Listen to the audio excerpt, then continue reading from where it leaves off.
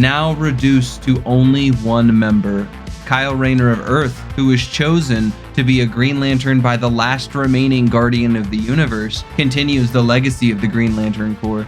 After Kyle proves to be the hero of a lifetime, he achieves the power required to revive the central power battery, as well as the dead Guardians of the Universe, bringing the opportunity of a new Green Lantern Corps once again. The first people Kyle recruited were Kilowog and John Stewart, both former Green Lanterns and people who had been helping Kyle since they had met him, as well as they were all prominent friends of Hal Jordan. Kyle wishes them all well on defending Earth before going into some unknown mission into the universe. However, our story today is not of Green Lantern Kyle Rayner's journey into the unknown, but actually of his return. On the far side of Sol, our star, a ship construct seemingly jets away from its combusting flames. It immediately jets towards Earth, crash landing in New Mexico, with 2 UFO hunters being the only bystanders to this event happening. Inside, we find Kyle Rayner, seemingly weakened. "Don't be afraid. You can't be afraid," Kyle quickly says. He goes to pull off his ring, but it burns onto his fingers, so he can't pull it off. Kyle's heart rate seemingly increases, almost as if he was afraid. He continues, "You have to tell them. It has a name." However, in New York City, John Stewart is enjoying the new Green Lantern ring he received while dragging Guy Gardner to a baseball game. Both are former Green Lanterns, and Guy brags about his new alien Voldarian powers that give him incredible shape-shifting abilities.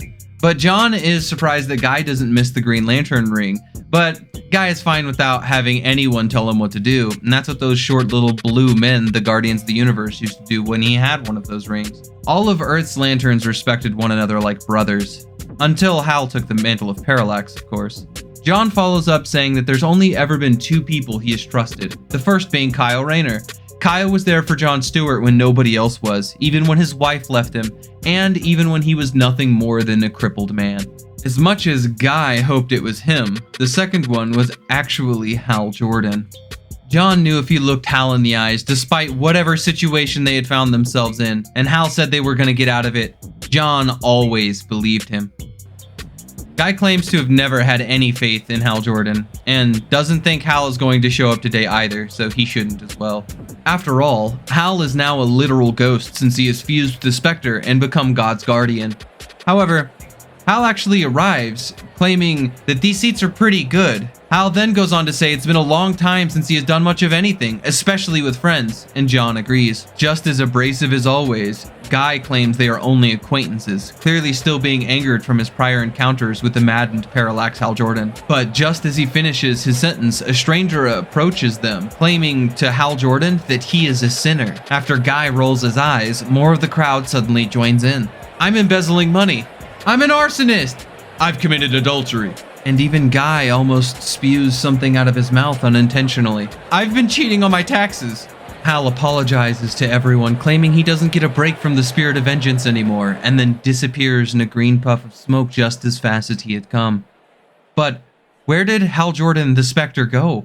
And what exactly does a spirit of vengeance do? Meanwhile, in Star City, we find Oliver Queen, also known as the Green Arrow, and long-term former friend of Hal Jordan, hanging out with his prodigy Mia. Green Arrow remembers doing similar things with Black Canary as he does with Mia, before an explosion seemingly throws both of them off their feet. A man in a jet black outfit seemingly enters the room searching for something with some form of advanced technological device. The man continues to blow up any wall between himself and his objective, leading him into the basement. The man clad in black finally finds what he's after. Apparently, an old Green Lantern ring? But just as he finds the ring, his hand is struck by an arrow and immediately pinned to the wall. Green Arrow calls the man Black Hand, someone who was one of Green Lantern Hal Jordan's old villains. Just as the thoughts of Hal Jordan seemingly rush through Green Arrow's mind, Hal Jordan is suddenly in the room with them, now walking towards Black Hand. Hal claims it would be nice to be here for a normal visit, but that's not what he's here for, as a green energy envelops him and he becomes the Spectre. The Spectre must deliver vengeance. He stares down Black Hand's hand before continuing on. "You will live up to your name, Black Hand." Then Black Hand's hand immediately turns into coal and falls apart as he screams out in pain, wondering what had happened to his hand. Green Arrow seemingly attempts to threaten Hal Jordan with an arrest, but just as his protege implies, what exactly are their arrows going to do to the Spectre? Hal Jordan then disappears in a puff of green smoke, claiming things are getting even harder for him, and this isn't who he is. After a short pause, Mia asks Green Arrow what all of this is about, as she's entirely clueless. Green Arrow replies that Hal Jordan gave him this Green Lantern ring a long time ago, in case of an emergency, of course, and whatever is happening right now might be that emergency.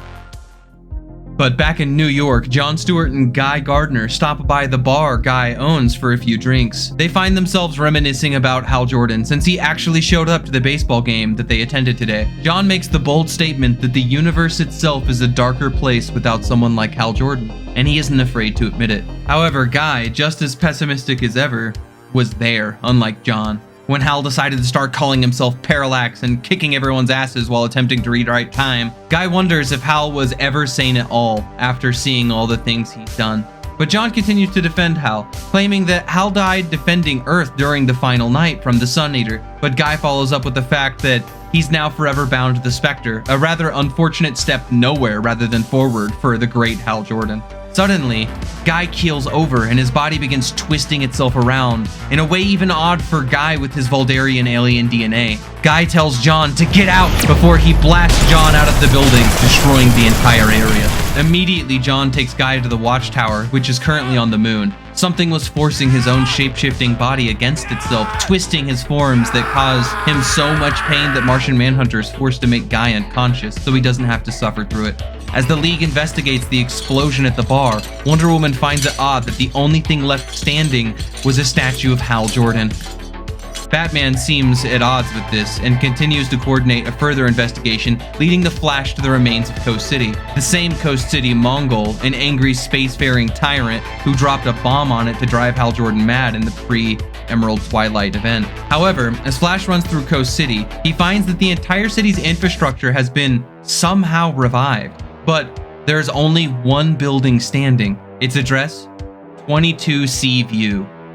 Hal Jordan's old apartment building. Batman seemingly puts everything together and begins to panic that Hal Jordan is returning, and he's worse than he ever was. This could have been part of Hal Jordan's plan the entire time, to jump from Parallax to the Spectre, adding even more powers to his arsenal. That this time he could tame the spirit of vengeance and be close to unstoppable. Martian Manhunter interjects, believing that Hal Jordan has genuinely changed for the better. However, Batman follows up with this once more, saying that Hal Jordan could never have changed, and that this was always his way. A man with an ego without care of consequences for any of his actions. A man who is not worth trusting. Enough!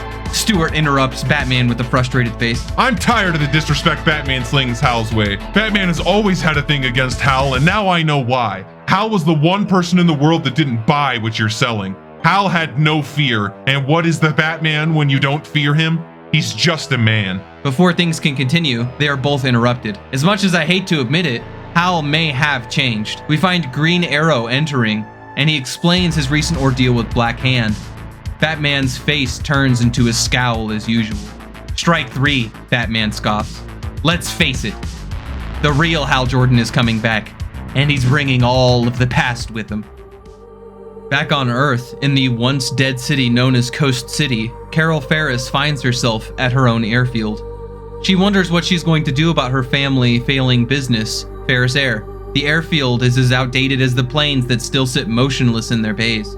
It seems that when Coast City died, so too did her business. At her final breaking point, she lies her head on one of the fighters, wondering exactly what to do. As she looks up, she realizes that, wait, how is this Hal Jordan's plane?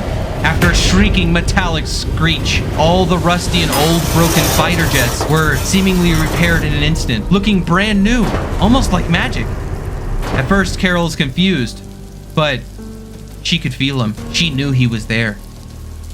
Hal? She says, reaching out to him. Hello, Carol. Hal responds, suddenly appearing next to the jet with his name on it.